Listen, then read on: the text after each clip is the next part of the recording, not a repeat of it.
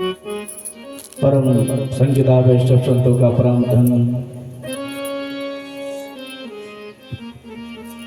आनंद कंद भगवान श्री कृष्ण की दिव्य वांगमयी विभूति श्रीमद् भागवत महापुराण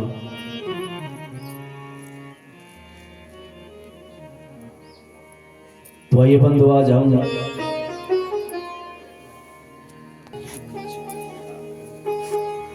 रावत परिवार के माध्यम से श्रीमती पुष्पा देवी, विशंबरी देवी, भूपेंद्र सिंह रावत, आरती देवी, गजेंद्र सिंह रावत, कविता नेगी देवी एवं समस्त रावत परिवार इष्ट मित्र के माध्यम से स्वर्गीय माधवर सिंह जी एवं दौलत सिंह जी एवं समस्त पितरों के वैकुंठ प्राप्ति तो आज हम षष्ठम दिवस में प्रवेश कर रहे हैं और कल समस्त पितरों को मोक्ष रूपी फल की भी प्राप्ति होगी।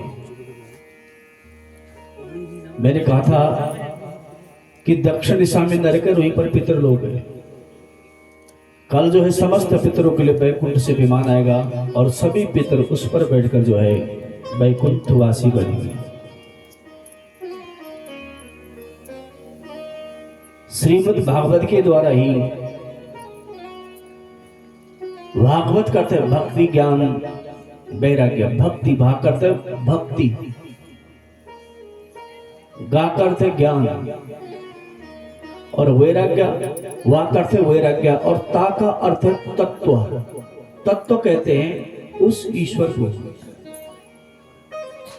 उस आत्मा को। आप लोग यदि कभी विचार करोगे तो मनुष्य एक ऐसे सुख के लिए जी रहा है जिस सुख का उसको पता भी नहीं कि वो सुख कौन सा है, और उस सुख की तलाश में हम बचपन से दौड़ रहे हैं। वो कैसे? जब छोटी छोटी क्लास में बच्चे होते हैं 1, 2, 3 में, तो सोचते कि बड़ी क्लास में चलेंगे 6ठी 7वीं में थोड़ा आनंद आ जाएगा, और हाई स्कूल में भी जाते फिर सोचते हैं कॉलेज में चले जाएंगे तो क्या पता वहां आनंद आएगा, क्योंकि उन्होंने सुना होता कि बड़े होकर थोड़ा आनंद आता है। तो कॉलेज में भी पहुंच जाते हो लेकिन तब भी वो आनंद नहीं मिलता। उसके बाद हम सबको लगता है कि पढ़ाई से मुक्त हो जाए तो क्या पता वो आनंद आ जाए, तो हम मुक्त भी हो जाते हैं लेकिन वो आनंद तब भी नहीं आता। कुछ दिन के बाद वही आनंद ढूंढा हमने कि थोड़ा 2 पैसे कमा ले, तो क्या पता जब स्वयं की कमाई करेंगे तो तब आनंद जाएगा, क्योंकि अभी तो माता पिता से मांगना पड़ता है। व्यक्ति कमाता भी लेकिन तब भी वो सुख नहीं मिला। उसके बाद वही सुख हमने खोजा स्त्री ने पुरुष में, पुरुष ने स्त्री में, लेकिन वो सुख वहां भी नहीं मिला। ग्रस्त में बंधे तब भी सुख नहीं मिला। उसके बाद फिर वही सुख ढूंढा कि चलो शादी हो गई, क्या हो गई, अब संतान आदि हो जाए तो क्या पता उनका मुख देख ले, तो संतान भी मिली तब भी वो सुख नहीं मिला। सोचा बड़े हो जाए तब मिले, तब भी नहीं मिला। सोचा ब्याह कर ले तब भी नहीं मिला। सोचा नाती पोता हो जाए तब भी नहीं मिला। और उस सुख को ढूंढते ढूंढते खोजते खोजते हमने पूरा जीवन नष्ट कर दिया केवल सुख के लिए। वो सुख और ये सब के साथ है। अगर आप विचार करोगे, अपने आप को पढ़ोगे, तो उस सुख की प्राप्ति के लिए हमने पूरा जीवन खपा दिया, लेकिन वो पता ही नहीं कि सुख क्या है। वो सुख क्या है? वो ये शब्द बताता है, भागवत। तत्व, तत्व अर्थात ईश्वर, ईश्वर अर्थात शांति, ईश्वर अर्थात सुख। लेकिन सुख ऐसा हो कि उसके बाद अन्य सुख को खोजने का जरूरत ही ना हो। अभी जो हम सबके पास है इंद्रियों के द्वारा सुख है। जैसे आपके मन की इच्छा पूरी हो गई तो आप खुशी हो गए, और मन की इच्छा पूरी नहीं तो आप दुखी हो गए। देखो सुख दुख क्या है। अगर आप बहुत गहराई में जाओगे ज्ञान की ना, तो ईश्वर ने ना तो किसी को सुख दिया है और ना किसी को दुख दिया। देखो छोटी सी बात समझो कि आपकी मन की इच्छा पूरी हो गई तो आप खुशी हो गए, और आगे जाके किसी ने आपको टोक दिया तो आप क्या हो गए? दुखी हो गए। तो यानी ये जो सुख दुख है केवल मन पर है। आपकी किसी ने प्रशंसा कर दी, आप खुश हो गए। आपकी किसी ने बेइज्जती कर दिया, आप दुखी हो गए। तो ये इसलिए क्योंकि भक्ति, ज्ञान और वैराग्य के द्वारा जो तत्व है, ता शब्द जो है तत्व, तत्व का अर्थ है आत्मा, तत्व का अर्थ है ईश्वर, तत्व का अर्थ है आपका इष्ट, आपका कुल। और वो तत्व कहाँ है? वो तत्व स्वयं के अंदर छुपा है, यहीं पे छुपा हुआ। तो जब हम इस भक्ति ज्ञान, ये जो 3 सीढ़ियां हैं, ये 3 सीढ़ियों के द्वारा हमने उस तत्व तक पहुंचना, उस आत्म तत्व तक पहुंचना है।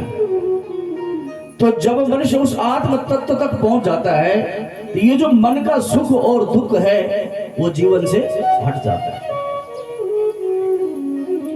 और तब वो समझ जाए कि ना काहू से दोष दी, ना काहू से बैर। तो उस तत्व तक पहुंचने के ये सारा जो जीवन है, ये जो सारा खेल है, ये उस तत्व तक पहुंचने का ही है। और वो सुख आपके पास है, जिस सुख हम यत्र तत्र सर्वत्र ढूंढ रहे, वो स्वयं के अंदर है। तो उसी सुख की खोज करनी है और उसी सुख तक पहुंचना है। और उस तक पहुंचने के लिए स्वयं को जानो, स्वयं को पढ़ो और स्वयं की योग्यता का सम्मान करो। स्वयं की योग्यता का सम्मान करो। हर व्यक्ति के अंदर कुछ न कुछ गुण है, लेकिन हम अपने गुणों का अनादर स्वयं करते, अपने गुणों का अनादर स्वयं करते। जैसे हमने स्वीकार कर लिया कि हम सुंदर नहीं है, इसलिए हम जबरदस्ती सुंदर बनने की वो लिपापोती करते हैं। किसी दूसरे ने थोड़ी बोला आपको। स्वयं जब हमने अपने आप को स्वीकार किया कि हम सुंदर नहीं है, तो हमने दूसरा चोला, अरे स्वयं को सुंदर मानो। स्वयं ही जब आप अपना अनादर करोगे तो सामने वाला तो आपका अनादर करेगा। तो स्वयं को सुंदर मानो और स्वयं के अंदर एक गुण है। ऐसा कोई नहीं है कि जो गुणों से हीन है। आप देखोगे तो किसी को झाड़ू मारना चाहता है, किसी को लिपाई, किसी को पुताई, किसी को भोजन, किसी को बोलना, किसी को सुनना, किसी को चलना। तो हर व्यक्ति के अंदर जो है कुछ न कुछ है। मनुष्य के अंदर इतनी एनर्जी है, यदि आप अपनी एनर्जी को देखो, एक एक उंगली में ताकत है। जिसके पांव नहीं है वो हाथों से काम करके पेट पाल रहे हैं, जिसके हाथ नहीं है वो पांव से कर रहा है। हमारे तो एक एक अंग में मनुष्य एनर्जी से भरा हुआ है, पावर से भरा है, लेकिन हम अपनी एनर्जी दिन भर व्यर्थ की बातों में, व्यर्थ की चर्चा में, अपने आप को प्रसिद्ध करने में, एक दूसरे की इधर उधर की बातें करने में नष्ट कर देते हैं। तो इसलिए कभी कभार स्वयं के साथ रहा करो, स्वयं के साथ बैठो, अपने मन, और कभी कभार मन और बुद्धि इन दोनों को मिलाओ। इनको कैसे मिलाया जाता है पता है आपको? इनको ऐसे मिलाया जाता है, कई कभार मन हमारे तरफ जाता है कि यार कुछ खाने का मन है, तो बुद्धि के द्वारा उसको रोको, अरे रुक जा, अरे मन तो खराब जगह भी तो जा रहा है, तो अच्छी जगह भी तो जा सकता है। ये जो व्यवस्था है ये मन को सुंदर बनाने की है। अभी आप सबका मन सुंदर है क्योंकि आप ये मन की व्यवस्था बनाई। सुंदर बनने के लिए पहले मन को, हमने पहले क्या किया, मन को तैयार किया, सुंदर मंडप बनाया, सुंदर रंग बिरंगे चित्र विचित्र ध्वजा पताके, भगवान की मूर्ति। तो जब यहां से आपका सुंदर मन का निर्माण हुआ, सुंदर मन का जब निर्माण हुआ, तो तब जाके उस मन में ये सुंदर बातें प्रविष्ट होती है। तो इन कथाओं का सार यही है। और कथाओं को मुझे तो ये लगता, अपना अनुभव है बता रहा हूं, कि जो श्रीमद् भागवत को सही से समझ लेगा तो उसका जीवन बदल जाएगा। इसका एक एक शब्द जो है बहुत कीमती है। एक एक शब्द जो है, एक एक शब्द में ईश्वर का वास है, एक एक शब्द में। इसलिए इन शब्दों को पियो, खूब पियो, इतना पियो कि आपके अंग अंग से श्रीमद् भागवत छलकने लग जाए, भक्ति का रंग छलकने लग जाए, आपसे हर व्यक्ति जुड़ना लगता है।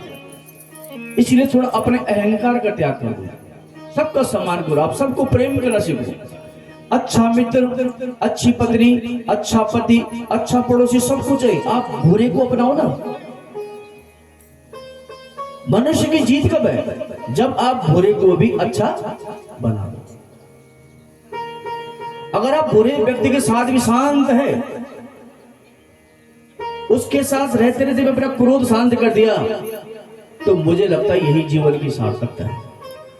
अच्छा तो सब कोई अच्छे के साथ अच्छा रहना कोई बहुत बड़ी बात नहीं है, और अच्छे के साथ अच्छा रहने कर अपने आप को अच्छा समझना ये भी गलत है।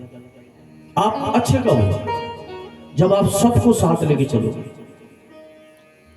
सबको, अच्छे को बुरे को, तब आपकी जीत है। और ये कथा यही सिखाती है, यही संदेश देती है।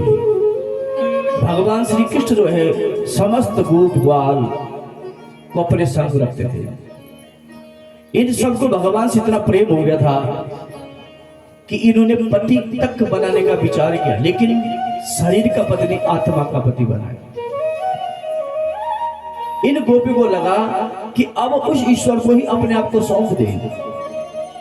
और जब हम अपने आप को किसी को सौंप देते हैं तो कई बार सौंपने से दूसरा व्यक्ति भी ठीक हो जाता है। भगवान ने जब गोवर्धन धारण किया तो इन गोपी को लगने लगा, गोपगल को लगने लगा कि ये आम इंसान नहीं है, ये इंसान ही है, ये कुछ तो बात है। देखो जो सबसे हटकर दिखे, समझ लेना कुछ ईश्वर शक्ति उसके अंदर है। तो इन गोपियों को भान हो गया, गोपगल लगो कि ये कुछ तो है, ये हमारे तुम्हारे से इंसान नहीं है। और जब इनको भान हुआ तो इन्होंने सोचा कि हम अपने आप को भगवान श्री कृष्ण को सौंप दें।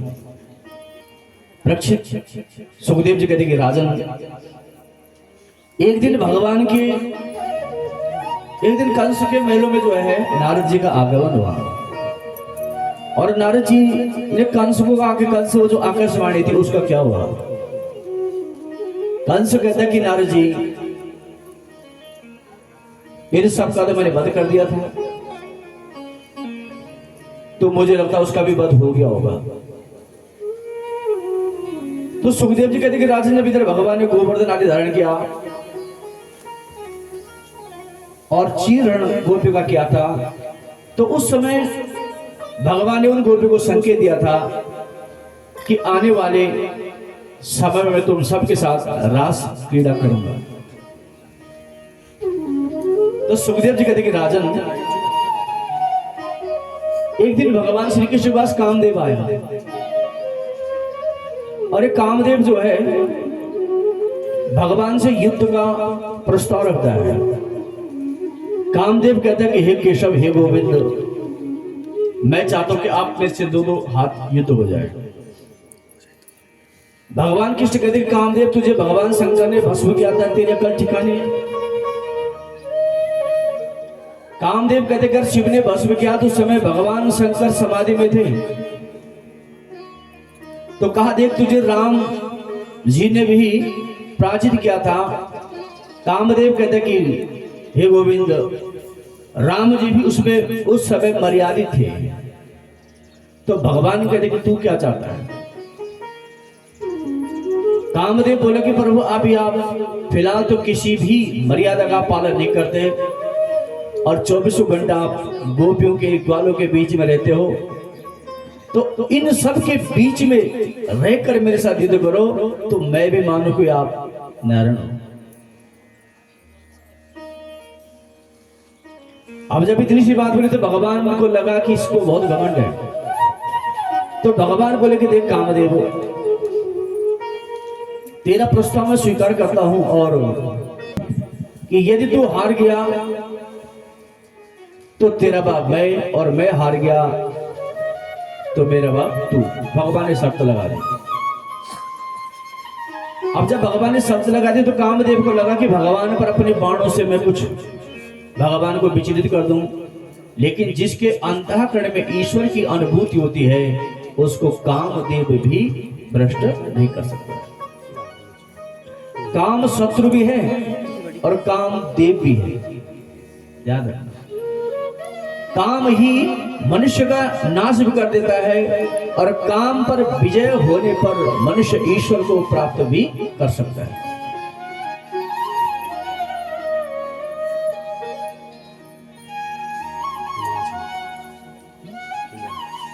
तो भगवान शंकर ने वश में क्या कहा, तो कामदेव कहता ठीक बात है।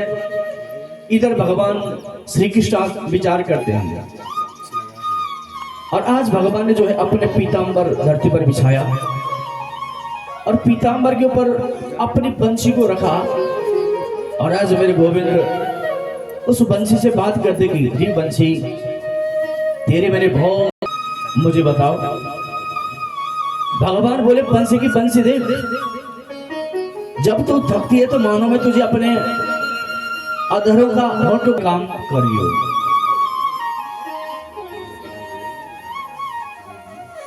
बंसी कहती गोविंद मुझे पता है कि तुम्हें बातें बनाना बहुत आता है,